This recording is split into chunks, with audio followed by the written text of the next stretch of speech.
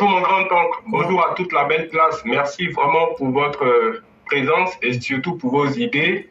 Je salue tout le monde, tout le monde, tout le monde. Sans exception, je salue tous mes frères, je salue tous les doyens, tous les maos. Merci beaucoup mon grand-oncle. J'aimerais parler du cas de la fraude à la nationalité ivoirienne, surtout au niveau des passeports. Ok, donc on vous laisse vos 10 minutes. Voilà. J'aimerais... oui, mon grand-oncle. Non, j'ai dit que vous en avez pour 10 minutes. Ok. Peut-être que je ferai moins que ça, j'essaierai en tout cas. Il n'y a pas de problème. En tout cas, mon grand-oncle, ce que j'aimerais dire là-dessus. Vous voyez, moi, j'ai vécu une situation dans les années 90 au pays.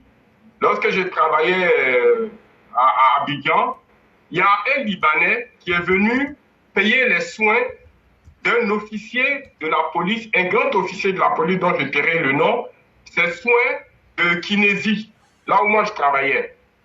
Ce jour-là même, c'est moi qui ai reçu ce monsieur-là, qui a fait tout ce qu'il fallait faire comme toutes les démarches administratives. Il a pris le rendez-vous de ce dernier et il a même accompagné ce dernier-là le jour de son rendez-vous pour venir faire ses soins. Et cet officier-là n'a sorti aucun sou de sa poche. Tout a été géré par ce Libanais-là. Il y a un autre cas. L'autre, il y a le journaliste français dont j'oublie le nom, qui faisait passeport pour un crime en Côte d'Ivoire. Lorsque Feu Ouattao est arrivé dans le supermarché de ce Libanais-là, c'est le monsieur qui a porté le caddie pour aller faire les courses au général Ouattao, paix à son âme. Vous voyez, voilà les conditions dans lesquelles on essaye c'est de la corruption passive qu'on essaie d'instaurer dans la mentalité de nos cadres. C'est de la corruption la passive qu'on essaie d'instaurer dans l'esprit de nos cadres. Maintenant, moi, je me demande, ces cadres-là, est-ce qu'ils ont des problèmes d'argent? Je ne crois pas. Parce qu'ils ont fait beaucoup de malversations. Ils ont fait passer leur temps à faire de la corruption à haute échelle. Maintenant, une fois que vous êtes repus, votre corruption, votre argent est en train de vous étouffer, tellement que vous êtes repus du fruit de vos corruptions. Est-ce que vous ne pouvez pas avoir un peu pitié de vous-même et puis de garder en vous-même un peu de dignité? Et quand vous regardez l'actualité, que vous voyez vos frères noirs souffrir dans ces pays du Maghreb, là, souffrir chez les Arabes, vous n'avez pas un peu de dignité? L'argent qui est en train de vous étouffer, là, ça ne peut pas vous permettre de réfléchir un peu pour dire que, voilà, j'ai quand même des frères à moi qui sont en train d'être martyrisés par ces gens-là. Que moi, ici, dans mon pays, ces gens-là me corrompent et je fais semblant d'ignorer ces systèmes de corruption parce que quand on fait des faveurs à être au cadre, sans que ce dernier-là même ne se dit, il refuse même de voir l'esprit de corruption qu'il y a derrière. Donc, comment on peut traiter ce genre de personnes? Et que lorsque ça touche même la plus haute hiérarchie même du pays, je trouve qu'aujourd'hui, là, je peux dire que ces personnes-là, ces Libanais et compagnie-là, ils ont le droit de se comporter comme ça.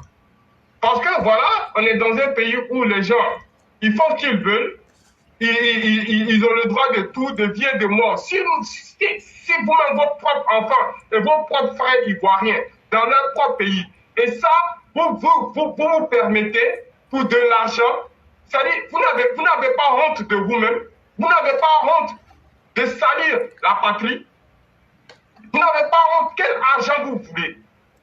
Quel argent vous demandez encore? Ayez un peu de dignité. Même une once de dignité nous suffit. Parce qu'on ne peut jamais s'en sortir dans ce genre de situation lorsqu'on vit, comment les gens vont nous respecter? Ça fait très mal. Ça fait très mal. Nous qui vivons en Europe, nous voyons comment ces gens-là ont du mépris pour les Africains. Mais c'est tout à fait normal. C'est tout à fait normal.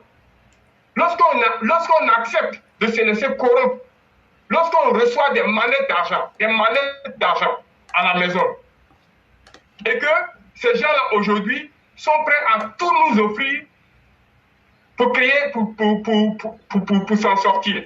Mais il faut quand même un jour se dire que l'argent là, on ne va pas partir avec ça, on n'ira nulle part avec ça. Et que la vie là, elle est éphémère, elle est très courte, et que ça va pas nous acheter le paradis. Et qu'il faut penser quand même à la dignité, à la fierté. Quand on dit on est fier d'être noir, quand on dit on est fier d'être ivoirien, c'est aussi avoir de la dignité. Ce n'est pas que faire les ponts, ce n'est pas que être responsable des infrastructures. Donc moi je suis désolé, je suis vraiment désolé et je suis meurtri d'entendre que notre passeport est dans la main de quelques bédouins du désert, en train de salir notre dignité. Ça fait très mal. Et tous ceux qui sont mêlés à cette histoire-là, le président doit faire vraiment de tout son mieux pour mettre fin à cela. Mon grand homme, je suis dans des conditions, je ne peux pas trop rester en ligne. C'est tout ce que j'avais à dire. Merci beaucoup. Mais je suis tellement fier de toi, le grand maître, parce que tu as fait fort et tu as été très précis. Comme les missiles Stinger. On ne peut pas demander mieux. Ce que tu as dit, il y a certains cadres indignes dans le RHDP comme dans tous les partis politiques et même dans l'administration. Hanoli, c'est mon Libanais. Donc, lui, c'est le Libanais qui est ton maître. Toi, tu es son esclave. Tu n'as pas honte. Mais comme dit quelqu'un, Dieu vous voit. Et Dieu vous punira. Mais avant cela, vous allez vivre l'humiliation. Toi, tu as voulu l'indignité. Tu vas vivre dans ça. Et donc, on va terminer le direct. On a ici... On va prendre 10 minutes pour chacun. Est-ce que ça ne sera pas trop long? Et donc, on va prendre 5 minutes pour ne pas abuser.